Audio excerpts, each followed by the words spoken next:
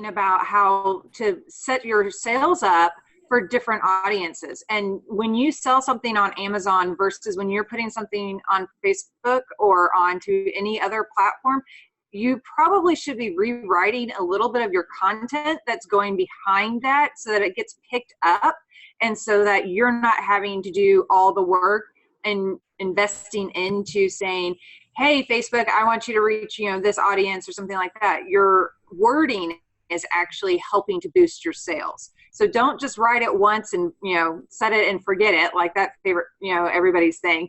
You want to make sure that your Facebook avatar has a name, and it is not the midge that you just wrote everything for Amazon.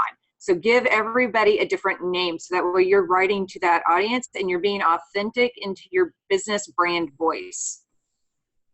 Wow, that's a really good point.